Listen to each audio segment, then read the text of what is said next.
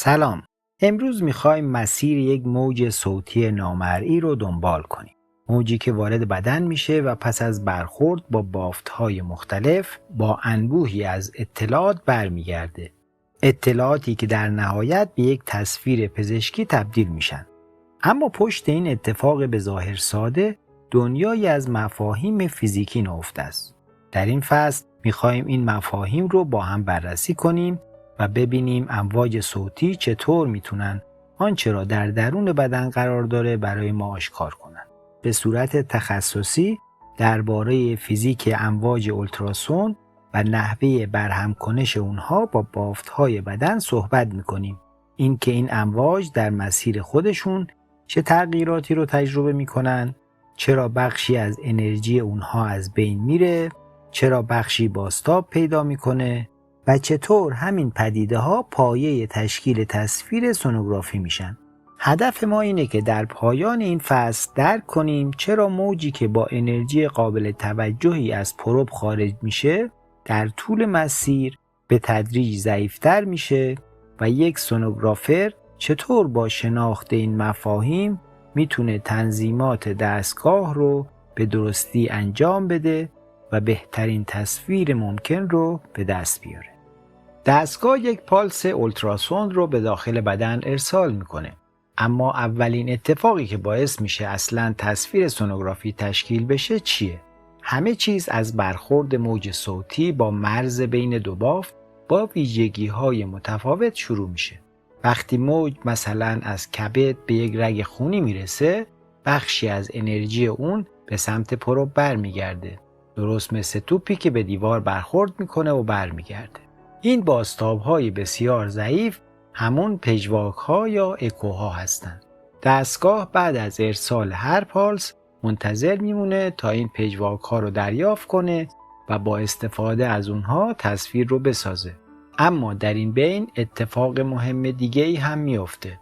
موج صوتی هرچه بیشتر در بافت‌ها پیش میره به تدریج بخشی از انرژی خودش رو از دست میده و در نتیجه شدت اون کاهش پیدا میکنه.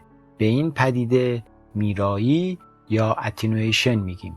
شاید این واژه در نگاه اول کمی تخصصی به نظر برسه، اما مفهومش کاملا ساده است. میرایی یعنی کاهش تدریجی شدت موج صوتی هنگام عبور از بافت‌های بدن. با کاهش شدت انرژی و توان موج نیز کمتر میشه و دامنه موج هم به تدریج کاهش پیدا میکنه. درک این مفهوم پایه فهم بسیاری از مباحثیه که در ادامه فصل با اونها آشنا میشیم. حالا سوال اینجاست: این ضعیف شدن موج رو چطور اندازه گیری کنیم؟ شاید تا به حال واژه دسیبل رو بیشتر در ارتباط با بلندی صدای موسیقی شنیده باشید. اما در فیزیک اولتراسون دسیبل کاربردی کاملا متفاوت و بسیار مهم داره. برای اینکه دسیبل رو به خوبی درک کنیم باید یک قدم به عقب برگردیم و ابتدا با مفهوم لگاریتم آشنا بشیم. لگاریتم یک ابزار ریاضی قدرتمنده که به ما کمک میکنه اعداد بسیار بزرگ یا بسیار کوچک رو در یک مقیاس ساده و قابل فهم بیان کنیم. به زبان ساده لگاریتم بیشتر با توانهای عدد 10 سر و کار داره. برای مثال مقیاس ریشتر که برای بیان بزرگی زلزله استفاده میشه یک مقیاس لگاریتمیه. به همین دلیل زلزله‌ای با بزرگی 7 ریشتر فقط 2 واحد از زلزله‌ای با بزرگی 5 ریشتر بزرگتر نیست.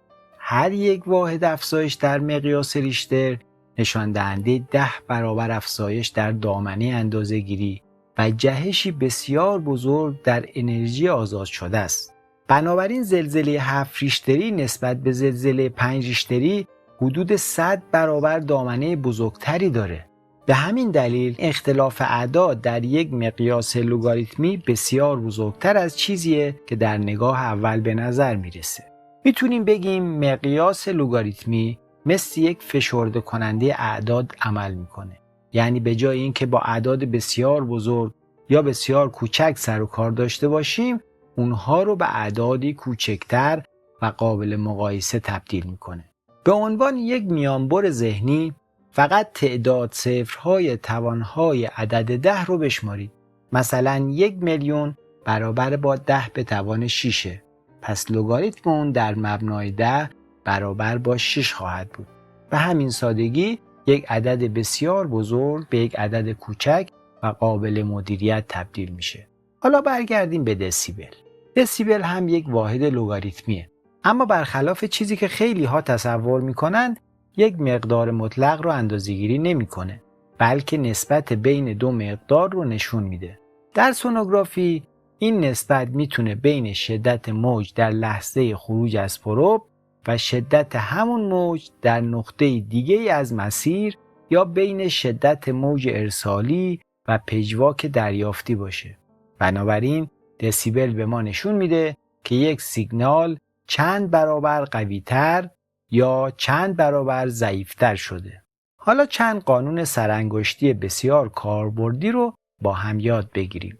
اگه تغییر مثبت 3 دسیبل باشه، یعنی شدت سیگنال 2 برابر شده. اگه تغییر مثبت 10 دسیبل باشه، یعنی شدت سیگنال 10 برابر افزایش پیدا کرده. اگه تغییر منفی 3 دسیبل باشه، یعنی شدت سیگنال به نصف کاهش پیدا کرده. و اگه تغییر منفی 10 دسیبل باشه، یعنی شدت سیگنال به 1/10 مقدار اولیه رسیده. حالا فرض کنید سیگنال 20 دسیبل تضعیف شده باشه. یعنی 2 بار کاهش 10 دسیبل رو تجربه کرده و در نتیجه شدت اون به 1/100 مقدار اولیه رسیده. یعنی حدود 99% از شدت اولیه موج از بین رفته. پس دسیبل یکی از مهمترین ابزارهایی که به ما کمک میکنه میزان کاهش شدت موج یا همون میرایی رو به صورت دقیق و قابل اندازه‌گیری بیان کنیم. حالا این سوال پیش میاد که این همه انرژی کجا میره؟ چه چیزی باعث میشه موج اولتراسون به تدریج ضعیفتر بشه؟ همونطور که گفتیم میرایی یعنی کاهش تدریجی شدت موج صوتی هنگام عبور از یک مدیوم. اما چه عواملی باعث این کاهش میشن؟ 2 عامل اصلی میزان میرایی رو تعیین میکنن. اولین عامل طول مسیر یا همون فاصله‌ایه که موج در بافت طی میکنه. هرچی مسیر طولانی تر باشه، موج انرژی بیشتری از دست میده. درست مثل دونده ماراتونی که هرچی بیشتر میدوه خسته تر میشه. بنابراین هرچی عمر بیشتر باشه، میرایی هم بیشتر خواهد بود. عامل دوم فرکانس موج صوتیه. عاملی که حتی از طول مسیر هم تأثیر بیشتری داره. در فیزیک اولتراسون یک قانون بسیار مهم وجود داره. هرچی فرکانس بالاتر باشه، میرایی هم بیشتره. یعنی اگر از موجی با فرکانس بالاتر استفاده کنیم، انرژی اون سریعتر کاهش پیدا میکنه و در نتیجه عمق نفوذ کمتری خواهد داشت. اما میرایی خودش یک پدیده واحد نیست. در واقع 3 فرایند مختلف به طور همزمان باعث کاهش انرژی موج میشن و در مجموع میرایی رو به وجود میارن. انعکاس یا رفلکشن، پراکندگی یا اسکترینگ و جذب یا ابزورپشن. در ادامه هر کدوم از این 3 عامل رو جداگونه بررسی میکنیم. اولین عامل میرایی بازتاب یا انعکاس یا رفلکشن هستش. همون پژواک‌هایی که برای تشکیل تصویر سونوگرافی به اونها نیاز داریم. هر بار که بخشی از موج بازتاب پیدا میکنه، مقداری از انرژی اون به سمت پروب برمیگرده. در نتیجه موجی که به مسیر خودش در داخل بدن ادامه میده، انرژی کمتری خواهد داشت. به همین دلیل انعکاس یکی از عوامل ایجاد میرایی محسوب میشه. اما اصلاً انعکاس چطور اتفاق میافته؟ اگه فرض کنیم موج صوتی وارد یک محیط کاملاً یک نواخت و همگن بشه، هیچ مرزی در مسیر اون وجود نخواهد داشت. بنابراین موج بدون هیچ بازتابی فقط در همون جهت به حرکت خودش ادامه میده. اما بدن انسان از بافت‌های مختلفی تشکیل شده. هر باری که موج به مرز بین 2 بافت با ویژگی‌های مختلف میرسه، بخشی از انرژی اون از مرز عبور میکنه و بخش کوچکی هم به سمت مبدل برمیگرده. همین بخش بازگشتی پجواک یا اکو هستش که دستگاه از اون برای تشکیل تصویر استفاده میکنه. بازتاب در بدن معمولاً به دو شکل اتفاق میافته. نوع اول بازتاب آینه‌ای یا specular reflection. اگه سطح مشترک بین دو بافت صاف و نسبتاً بزرگ باشه، موج به صورت منظم بازتاب پیدا میکنه و زاویه بازتاب دقیقاً برابر با زاویه برخورد خواهد بود. درست مثل نوری که از یک آینه بازتاب پیدا میکنه. به همین دلیل اگه پرتو اولتراسوند حتی کمی از زاویه مناسب خارج بشه، بازتاب دیگه به مبدل بر نمیگرده و تصویر اون سطح ضعیف یا حتی ناپدید میشه. نوع دوم بازتاب نامنظم یا diffuse reflection. بیشتر سطوح بدن کاملا صاف نیستن، بلکه ناهموار یا زبرن. وقتی موج به این سطوح برخورد میکنه، انرژی اون در جهت‌های مختلف پخش میشه و فقط بخشی از این بازتاب‌ها دوباره به مبدل میرسن. به این نوع بازتاب نامنظم یا نوعی پراکندگی برگشتی یا بکاسکتر گفته میشه. مزیت این نوع بازتاب اینه که حتی اگه پرتو اولتراسوند کاملا عمود بر سطح نباشه، باز هم مقداری از انرژی به سمت مبدل برمیگرده و امکان تشکیل تصویر وجود داره. البته یک نقطه ضعف هم داره، چون انرژی موج در جهت‌های مختلف پخش میشه. بازتاب‌های نامنظم نسبت به بازتاب آینه‌ای ضعیف‌تر هستند و سیگنال ضعیف‌تری تولید میکنن. دومین عامل ایجاد میرایی پراکندگی یا پراکنش یا اسکترینگ هستش. در بازتاب معمولی موج به یک مرز مشخص بین دو بافت برخورد میکنه و بخشی از اون به سمت مبدل برمیگرده. اما در پراکندگی داستان کمی فرق میکنه. برای درک این پدیده تصور کنید موج صوتی به جای اینکه به یک دیوار صاف برخورد کنه، به یک مشت سنگریزه برخورد کنه.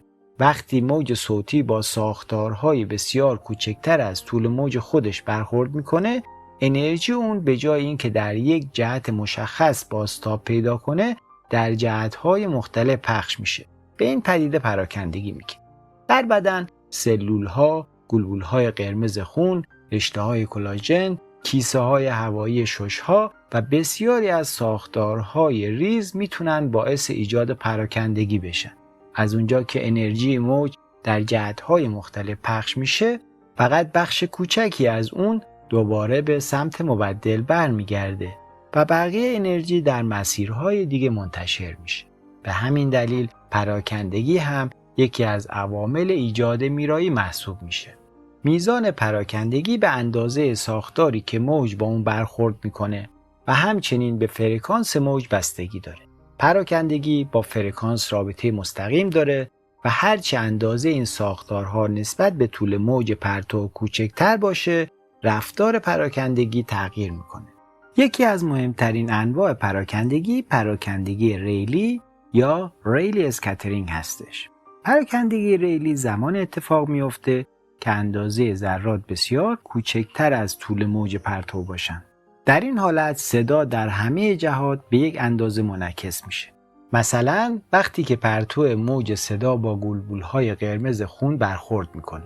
پراکندگی ریلی به شدت به فرکانس وابسته است و با توان 4 اون متناسبه. این یعنی اگر فرکانس موج 2 برابر بشه، شدت پراکندگی حدود 16 برابر افزایش پیدا میکنه. به همین دلیل امواج با فرکانس بالاتر نسبت به امواج با فرکانس پایینتر پراکندگی بسیار بیشتری دارند. سومین و مهمترین عامل ایجاد میرایی جذب یا ابزورپشن هستش. در 2 بخش قبل دیدیم که بخشی از انرژی موج به صورت بازتاب یا پراکندگی از مسیر اصلی خارج میشه. اما همه انرژی از بدن خارج نمیشه. بخش قابل توجهی از اون اصلاً به صورت موج صوتی بر نمیگرده. این انرژی هنگام عبور موج از بافت به تدریج به گرما تبدیل میشه. به این فرایند جذب میگیم. اگه بخوایم اون رو با یک مثال ساده تصور کنیم، شبیه زمانی که دستاتون رو به هم میمالید و احساس گرما میکنید. البته در اولتراسوند این گرما به دلیل اصطکاک نیست، بلکه ارتعاش موج صوتی باعث افزایش حرکت مولکول‌ها میشه و در نتیجه بخشی از انرژی صوتی به گرما تبدیل میشه. در واقع بافت‌های بدن بخشی از انرژی مکانیکی موج صوتی رو جذب میکنن و اون رو به مقدار بسیار کمی انرژی گرمایی تبدیل میکنن. همین تبدیل انرژی مهمترین علت کاهش شدت موج در بافت‌های نرم محسوب میشه. نکته مهم اینه که جذب برخلاف انعکاس و پراکندگی هیچ اطلاعاتی برای تشکیل تصویر تولید نمیکنه. انرژی که جذب بافت میشه دیگه به مبدل بر نمیگرده و برای همیشه از حالت موج صوتی خارج میشه. شاید این سوال براتون پیش بیاد که آیا این گرما میتونه به بافت بدن آسیب برسونه؟ خوشبختانه پاسخ منفیه. در سونوگرافی تشخیصی شدت امواج اونقدر پایینه که افزایش دمای بافت بسیار ناچیز بوده و در محدوده ایمن قرار داره. اما همین اصل فیزیکی پایه فناوری دیگری به نام اولتراسوند درمانی یا هایفو هستش. در این روش از امواج اولتراسوند با شدت بسیار بالا استفاده میشه تا انرژی صوتی در یک نقطه متمرکز بشه و با ایجاد گرمای زیاد بافت هدف مانند برخی تومورها و ضایعات بافتی به صورت حرارتی تخریب بشن. بنابراین یک اصل فیزیکی واحد میتونه در یک کاربرد ابزاری برای تشخیص باشه و در کاربردی دیگه به ابزاری برای درمان تبدیل بشه. میزان جذب به عوامل مختلفی بستگی داره، اما مهمترین عامل فرکانس موج هستش. جذب مثل پراکندگی با فرکانس رابطه مستقیم داره، یعنی هرچه فرکانس بالاتر باشه جذب هم بیشتر میشه. یعنی امواج با فرکانس بالاتر انرژی خودشون رو سریعتر از دست میدن و در نتیجه عمق نفوذ کمتری خواهند داشت. به همین دلیل بین وضوح تصویر و عمق نفوذ همیشه باید تعادل برقرار کرد. فرکانس های بالا به دلیل داشتن طول موج کوتاه‌تر تصاویر دقیق‌تر و با وضوح بالاتری ایجاد میکنن، اما در عوض سریعتر تضعیف میشن و نمیتونن به عمق زیادی از بدن نفوذ کنن. در مقابل فرکانس های پایین‌تر جزئیات کمتری نشون میدن، اما به دلیل پراکندگی و جذب کمتر برای بررسی ساختارهای عمقی مناسب‌تر هستند. در نتیجه انتخاب فرکانس مناسب یکی از مهمترین تصمیم‌هاییه که یک سونوگرافر هنگام شروع هر معاینه بالینی میگیره. حالا سوال اینجاست: تمام این مطالب برای کسی که پشت دستگاه سونوگرافی نشسته چه کاربردی داره؟ آیا میتونه قبل از شروع تصویربرداری پیش بینی کنه که موج اولتراسوند در یک بافت مشخص چقدر تضعیف میشه؟ برای این کار یک ابزار بسیار کاربردی داریم که به اون ضریب میرایی یا attenuation coefficient میگن. ضریب میرایی نشون میده که موج اولتراسوند به ازای هر سانتیمتر حرکت در یک بافت مشخص چند دسیبل از شدت خودش رو از دست میده. بنابراین واحد اون دسیبل بر سانتیمتر هستش.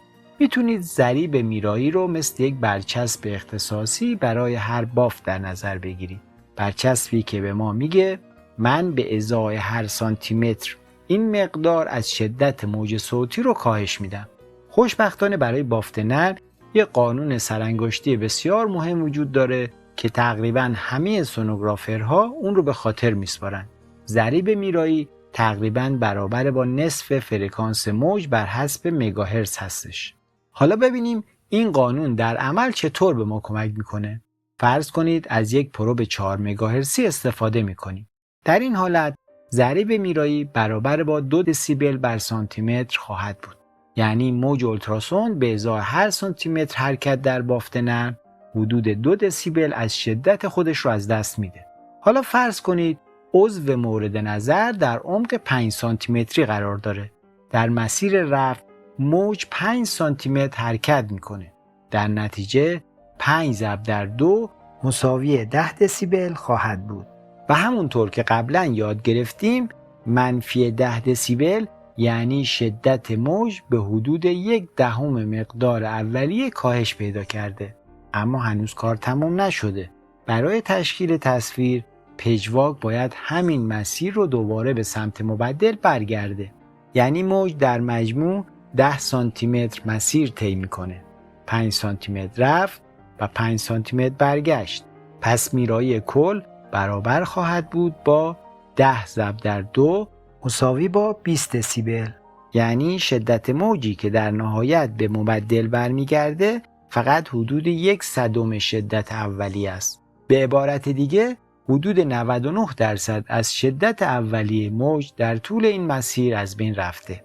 با این حال همین 1% باقی مانده برای دستگاه سونوگرافی کافیه تا اون رو دریافت کنه، تقویت کنه و در نهایت از اون یک تصویر تشخیصی بسازه. اگر به کل این مسیر نگاه کنیم متوجه میشیم که هر بار که دستگاه یک پالس اولتراسون ارسال میکنه در واقع رقابتی میان موج و قوانین فیزیک آغاز میشه. هرچه موج بیشتر در بدن پیش میره، بازتاب، پراکندگی و جذب هر کدوم بخشی از انرژی اون رو کاهش میدن. با این وجود مقدار بسیار کوچکی از پژواک ها موفق میشن دوباره به مبدل برسن و همونها پایه تشکیل تصویر سونوگرافی رو میسازن. پس میرایی هم یک چالشه هم یک ضرورت. اگه بازتاب، پراکندگی و جذب وجود نداشتن میرایی هم وجود نداشت و در نتیجه هیچ پژواکی برای تشکیل تصویر ایجاد نمیشد. از طرفی اگه میرایی بیش از حد باشه موج دیگه نمیتونه به ساختارهای عمقی برسه و اطلاعات کافی رو به دستگاه برگردونه.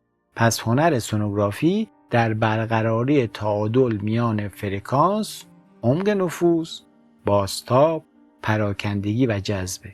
تعادلی که کیفیت نهایی تصویر رو تعیین میکنه. تا اینجا بیشتر درباره میرایی در بافت نرم صحبت کردیم. اما میرایی در همه مدیوم ها یکسان نیست. هر بافت ضریب میرایی مخصوص به خودش رو داره. به همین دلیل امواج اولتراسون در محیط های مختلف با شدت های متفاوتی تضعیف میشن. جدول مقابل ضریب میرایی تعدادی از مدیوم های مهم رو با هم مقایسه میکنه. در یک سر این جدول آب قرار داره. محیطی که کمترین میزان میرایی رو داره. در واقع در سونوگرافی با فرکانس های کمتر از 10 مگاهرتز میرایی آب اونقدر ناچیزه که معمولاً میشه ازش صرف نظر کرد. بعد از آب مایعات بیولوژیکی مثل خون، ادرار و مایع آمنیوتیک قرار میگیرن. این مایعات هم باعث تضعیف موج میشن، اما میزان میرایی اونها همچنان بسیار کمتر از بافت نرمه. چربی هم در همین گروه قرار میگیره و امواج اولتراسوند نسبتاً راحت از اون عبور میکنن. در بافت نرم میرایی در حد متوسطه. به همین دلیل بیشتر قوانین سرانگشتی و محاسباتی که در سونوگرافی استفاده میکنیم بر اساس رفتار امواج در بافت نرم بیان میشن. بعد از اون عضله قرار داره که میرایی بیشتری نسبت به بافت نرم داره. نکته جالب اینه که میزان میرایی در عضله به جهت حرکت موج هم بستگی داره. اگه موج به صورت عمود از فیبرهای عضلانی عبور کنه، تضعیف اون تقریباً 2 برابر حالتیه که در امتداد فیبرها حرکت کنه. هرچی به سمت بافت‌های متراکمتر یا دارای هوا حرکت میکنیم، میرایی به طور قابل توجهی افزایش پیدا میکنه. به همین دلیل استخوان بخش زیادی از انرژی موج رو جذب میکنه و در ریه هم وجود هوا باعث میشه جذب و پراکندگی موج به شدت افزایش پیدا کنه و در نهایت هوا بیشترین میزان میرایی رو داره. امواج اولتراسوند با فرکانس های بالاتر از 1 مگاهرتز در هوا به شدت تضعیف میشن و بخش عمده انرژی اونها از طریق جذب از بین میره. بنابراین در سونوگرافی هوا و استخوان 2 مانع اصلی انتشار امواج اولتراسوند محسوب میشن و میتونن مانع رسیدن موج به ساختارهای عمقی بدن بشن. ضخامت لایه نیمه جذب Half Value Layer Thickness. تا اینجا یاد گرفتیم که شدت موج اولتراسون هنگام عبور از بافت به تدریج کاهش پیدا میکنه. اما یک سوال مهم مطرح میشه. برای اینکه شدت موج به نصف مقدار اولیه برسه، باید از چه ضخامتی از بافت عبور کنه؟ پاسخ به این سوال مفهومی به نام ضخامت لایه نیمه جذب یا HVL هستش. HVL به ضخامتی از یک ماده یا بافت گفته میشه که شدت موج اولتراسوند رو به نصف مقدار اولیه کاهش بده. از اونجا که نصف شدن شدت موج معادل منفی 3 دسیبل میراییه، میتونیم HVL رو اینطور هم تعریف کنیم: ضخامتی از بافت که باعث ایجاد 3 دسیبل میرایی بشه. واحد اندازه‌گیری HVL معمولاً سانتی متره. در بافت نرم HVL مقدار ثابتی نداره و با تغییر فرکانس تغییر میکنه. بنابراین در تصویربرداری بافت نرم HVL معمولاً در محدوده 6 دهم تا 3 سانتی متر قرار میگیره. به طور تقریبی در 2 مگاهرتز حدود 3 سانتی متر، در 3 مگاهرتز حدود 2 سانتی متر، در 5 مگاهرتز حدود 1.2 سانتی متر، در 7.5 مگاهرتز حدود 8 سانتی متر، در 10 مگاهرتز حدود 6 سانتی متر. حالا ببینیم چه عواملی روی HVL تأثیر میذارن. اول نوع بافت یا مدیوم. هرچه میرایی یک بافت بیشتر باشه، موج زودتر به نصف شدت خودش میرسه. پس HVL کوچکتر خواهد. به همین دلیل در بافت‌هایی مثل استخوان و ریه که میرایی بسیار بالاست، HVL بسیار نازکه. در مقابل در مایعات که میرایی کمی دارن، HVL ضخیم‌تره و موج باید مسیر طولانی تری رو طی کنه تا شدت به نصف برسه. عامل دوم فرکانس موجه. هرچی فرکانس بالاتر باشه، میرایی هم بیشتره و در نتیجه HVL کاهش پیدا میکنه. پس اگه بخوایم این مفهوم رو در یک جمله خلاصه کنیم، هرچی موج سریعتر تضعیف بشه، ضخامت لایه نیمه جذب کوچکتر خواهد بود. تا اینجا دیدیم که وقتی موج اولتراسوند به مرز بین دو بافت میرسه، بخشی از اون بازتاب پیدا میکنه و بخش دیگه به مسیر خودش ادامه میده. همین دو پدیده یعنی بازتاب و انتقال اساس تشکیل تصویر سونوگرافی هستن. اما یه سوال مهم باقی میمونه: چه چیزی تعیین میکنه که چه مقدار از موج بازتاب پیدا کنه و چه مقدار از اون از مرز عبور کنه؟ پاسخ به این سوال ما رو به یکی از مهمترین مفاهیم فیزیک اولتراسوند میرسونه: امپدانس صوتی یا اکوستیک ایمپیدنس. امپدانس مقاومت صوتی در برابر حرکت صدا در یک مدیومه. در واقع ویژگی که نحوه انتقال انرژی صوتی در یک بافت رو توصیف میکنه. به زبان ساده امپدانس تعیین میکنه که انرژی صوتی با چه سهولتی میتونه در یک مدیوم منتقل بشه. این ویژگی فقط به دو عامل بستگی داره: چگالی بافت و سرعت انتشار صوت در همون بافت. پس امپدانس صوتی با رابطه زیر محاسبه میشه: Z برابر است با رو ضرب در C که در اون Z امپدانس صوتی، رو چگالی بافت و C سرعت انتشار صوت در همون بافت. بنابراین امپدانس یک ویژگی ذاتی هر بافته و از روی چگالی و سرعت صوت در اون محاسبه میشه، نه اینکه مستقیما اندازه گیری بشه. واحد اندازه گیری امپدانس ریل هستش، اما در سونوگرافی معمولاً از مگا ریل استفاده میکنیم. در بیشتر بافت‌های نرم بدن امپدانس صوتی در محدوده حدود 1.25 تا 1.75 مگا ریل قرار داره. اما نکته کلیدی اینجاست: آنچه میزان بازتاب موج اولتراسوند رو تعیین میکنه مقدار امپدانس یک بافت نیست، بلکه اختلاف امپدانس بین دو بافته. هرچه اختلاف امپدانس دو بافت بیشتر باشه، بازتاب قوی تر خواهد بود و بخش کمتری از موج از مرز عبور میکنه. در مقابل هرچی اختلاف امپدانس کمتر باشه، بخش بیشتری از انرژی موج از مرز عبور میکنه و بازتاب ضعیفتر ایجاد میشه. به همین دلیله که مرز بین بافت نرم و هوا یا بافت نرم و استخوان بازتاب بسیار شدیدی ایجاد میکنه، در حالی که بین دو بافت نرم با امپدانس های نزدیک به هم بیشتر انرژی موج منتقل میشه. نکته جالب اینه که اگه دو مدیوم امپدانس کاملا یکسانی داشته باشند، از نظر تئوری هیچ بازتابی در مرز بین اونها ایجاد نمیشه و تمام انرژی موج از مرز عبور میکنه. پس میشه گفت امپدانس صوتی حلقه اتصال بین بازتاب و انتقاله. این مفهوم توضیح میده چرا بعضی ساختارها در سونوگرافی بسیار روشن دیده میشن، در حالی که از بعضی مرزهای دیگه موج به راحتی عبور میکنه و به ساختارهای عمقی تر میرسه. پس فهمیدیم که چطور اختلاف امپدانس بین دو بافت تعیین میکنه چه مقدار از موج اولتراسوند بازتاب پیدا کنه و چه مقدار از اون از مرز عبور کنه. اما این تنها عامل مؤثر نیست. عامل مهم دیگه زاویه برخورد موج با مرز دو بافته. وقتی یک پالس اولتراسوند در بدن حرکت میکنه، بارها به مرز بین بافت‌های مختلف میرسه.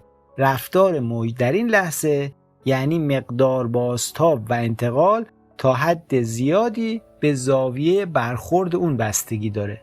برای درک بهتر ابتدا 3 نوع زاویه رو مرور میکنیم. زاویه تند یعنی کمتر از 90 درجه، زاویه قائم دقیقاً 90 درجه، زاویه منفرجه بیشتر از 90 درجه. هر زاویه‌ای که دقیقاً 90 درجه نباشه یک زاویه مورب یا اوبلیک محسوب میشه. حالا اگه موج اولتراسوند دقیقاً با زاویه 90 درجه به مرز دو بافت برخورد کنه، به اون برخورد نرمال یا نورمال اینسیدنس میگیم. اما اگه موج با هر زاویه غیر از 90 درجه به مرز برخورد کنه، برخورد مورب یا اوبلیک اینسیدنس رخ میده. در سونوگرافی برخورد نرمال اهمیت زیادی داره، چون در بسیاری از سطوح صاف بیشترین مقدار بازتاب زمانی به سمت مبدل برمیگرده که پرتو کاملا عمود بر سطح برخورد کرده باشه. وقتی موج صوتی به مرز بین دو مدیوم میرسه، انرژی اون معمولاً به 2 بخش تقسیم میشه. بخشی از موج به سمت مبدل برمیگرده که به اون بازتاب یا ریفلکشن میگیم. بخش دیگه از مرز عبور میکنه و در بافت بعدی به حرکت خودش ادامه میده که به اون انتقال یا ترانسمیشن گفته میشه. برای توصیف این پدیده 3 نوع شدت تعریف میکنیم.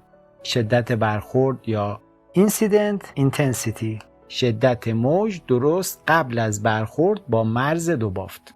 شدت بازتاب یا reflected intensity، شدت بخشی از موج که پس از برخورد به سمت مبدل برمیگرده. شدت انتقال یافته transmitted intensity، شدت بخشی از موج که از مرز عبور کرده و در بافت بعدی به مسیر خودش ادامه میده. طبق قانون بقای انرژی، مجموع انرژی موج پس از برخورد حفظ میشه. بنابراین شدت برخورد برابر است با شدت بازتاب به علاوه شدت انتقال یافته. به بیان ساده، انرژی موج از بین نمیره، بلکه فقط بین بازتاب و انتقال تقسیم میشه. واحد اندازه‌گیری هر 3 نوع شدت هم وات بر سانتی متر مربع هستش. پس دیدیم که وقتی موج اولتراسوند به مرز بین دو بافت میرسه، تمام انرژی اون از مرز عبور نمیکنه. بخشی از موج بازتاب میشه و بخش دیگه به مسیر خودش در بافت بعدی ادامه میده.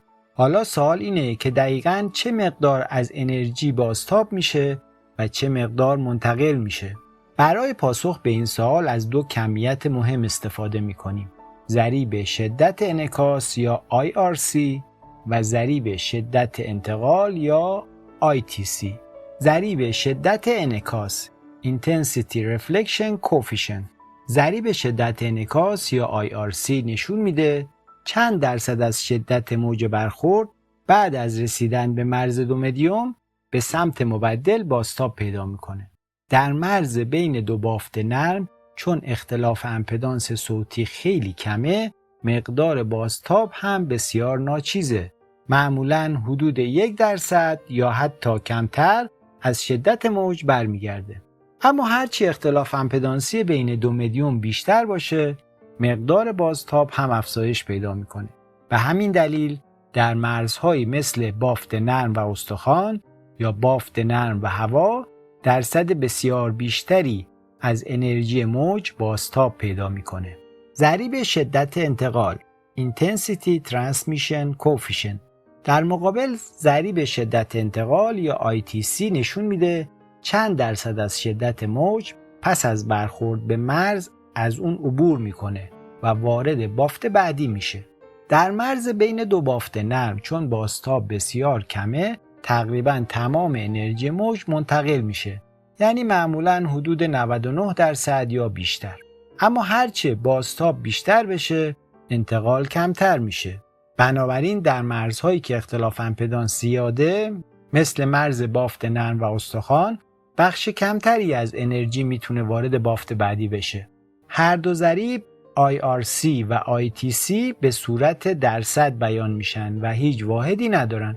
از طرفی چون انرژی از بین نمیره و فقط بین بازتاب و انتقال تقسیم میشه، مجموع این دو ضریب همیشه برابر با 100%.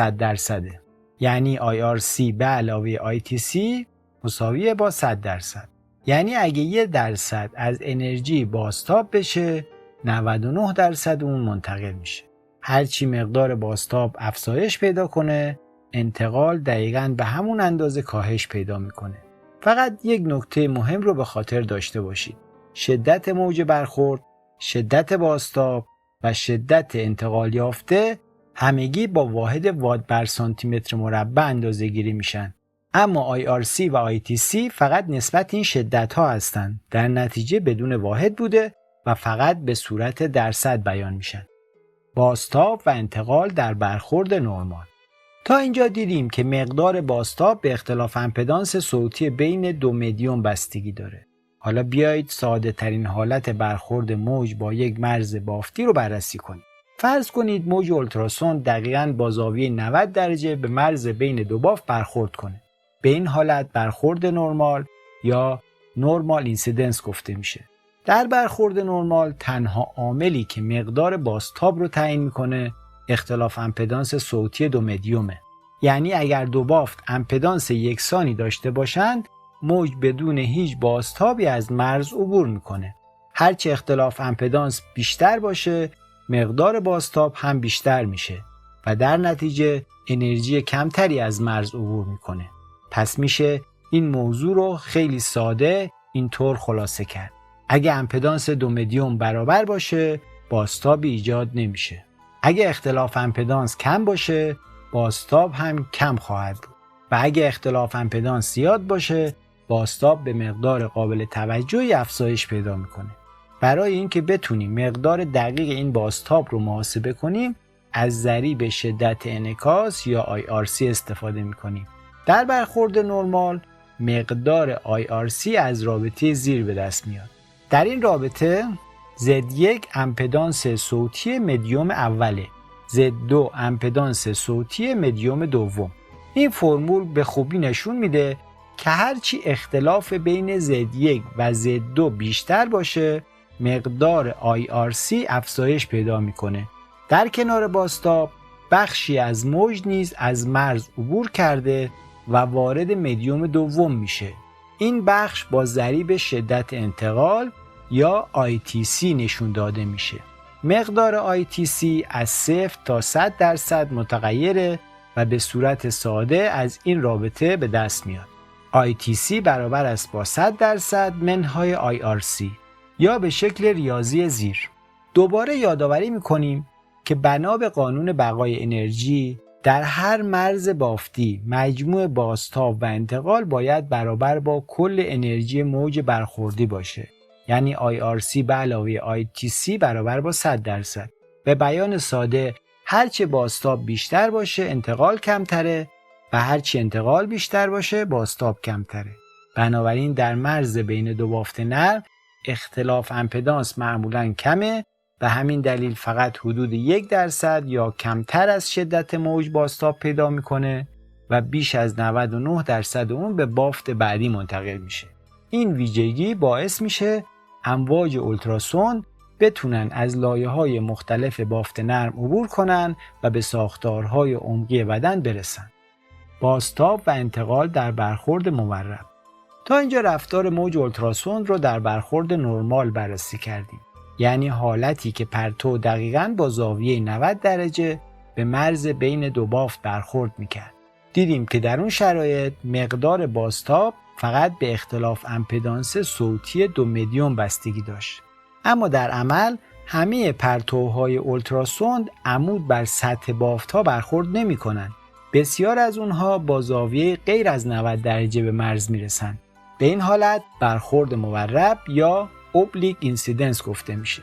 در برخورد مورب علاوه بر اختلاف امپدانس، زاویه برخورد هم در رفتار موج نقش مهمی پیدا میکنه. این زاویه میتونه مسیر بازتاب و مسیر ادامه حرکت موج رو تغییر بده. با وجود این تفاوت، دو قانون فیزیکی همچنان برقرار هستند. قانون بقای انرژی که یعنی انرژی موج از بین نمیره و فقط بین بازتاب و انتقال تقسیم میشه، و دوم اینکه زاویه برخورد و زاویه انعکاس همیشه با هم برابرن. زاویه برخورد و زاویه انعکاس. برای تعریف این زاویه ها ابتدا یک خط فرضی رو در نظر بگیرید که کاملا عمود بر سطح مرز رسم شده باشه. به این خط نرمال گفته میشه. زاویه برخورد زاویه‌ای که بین پرتو تابشی و این خط نرمال تشکیل میشه. زاویه انعکاس هم زاویه‌ایه که بین پرتو بازتابی و همان خط نرمال ایجاد میشه. قانون بازتاب میگه زاویه برخورد برابر است با زاویه انعکاس.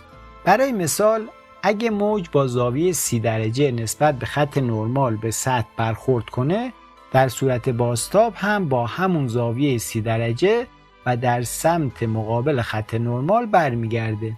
اما این موضوع یک نتیجه بسیار مهم در سونوگرافی داره. وقتی پرتو به صورت مورب به یک سطح برخورد میکنه، موج بازتابی معمولاً دیگه مستقیما به سمت پروب بر نمیگرده.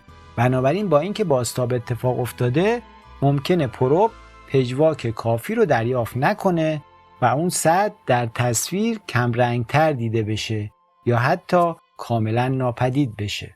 به همین دلیل یکی از مهمترین مهارت‌های سونوگرافر اینه که تا حد امکان پرتو اولتراسوند رو عمود بر ساختار مورد نظر قرار بده تا بیشترین مقدار بازتاب دوباره به پروب برگرده و تصویر واضح‌تری ایجاد بشه. در برخورد مورب بخشی از انرژی موج هم از مرز عبور میکنه و وارد مدیوم بعدی میشه. اما این موج همیشه مسیر مستقیم خودش رو حفظ نمیکنه. اگه بعد از ورود به مدیوم دوم جهت حرکت موج تغییر کنه، پدیده‌ای به نام انکسار یا ریفرکشن رخ میده. در نتیجه در یک برخورد مورب موج ممکنه بخشی از انرژی خودش رو بازتاب کنه، بخشی رو به مدیوم بعدی منتقل کنه و در صورت فراهم بودن شرایط موج منتقل شده دچار شکست بشه. دیدیم که وقتی موج اولتراسوند به صورت مورب به مرز بین دو بافت برخورد میکنه، بخشی از اون بازتاب پیدا میکنه و بخشی هم وارد بافت بعدی میشه. اما موجی که وارد مدیوم دوم میشه همیشه مسیر مستقیم خودش رو ادامه نمیده. گاهی درست در محل مرز جهت حرکتش تغییر میکنه. به این تغییر جهت انکسار یا شکست صوت یا ریفرکشن گفته میشه. به بیان ساده، شکست یعنی تغییر جهت انتشار موج هنگام عبور از یک مدیوم به مدیوم دیگه. این پدیده فقط مخصوص امواج صوتی نیست و در زندگی روزمره هم بارها اون رو دیدیم. برای مثال وقتی یک مداد رو داخل یک لیوان آب قرار میدید، مداد در محل تماس با آب شکسته یا خمیده به نظر میرسه. البته مداد واقعا خم نشده. این تغییر ظاهری نتیجه انکسار نوره. امواج اولتراسوند هم میتونن دقیقاً به همین شکل هنگام ورود به یک بافت جدید مسیر خودشون رو تغییر بدن. اما برای اینکه شکست اتفاق بیفته دو شرط باید همزمان برقرار باشه. موج با زاویه مورب به مرز دو مدیوم برخورد کنه، یعنی برخورد نرمال نباشه. سرعت انتشار صوت در دو مدیوم با یکدیگر متفاوت باشه. اگه یکی از این دو شرط وجود نداشته باشه، مسیر موج تغییر نخواهد کرد. بنابراین میتوان گفت انکسار در واقع انتقال موج همراه با تغییر جهته. رابطه بین زاویه برخورد، زاویه انتقال و سرعت انتشار صوت در دو مدیوم با قانون اسنل بیان میشه که میتونید فرمولش رو ببینید.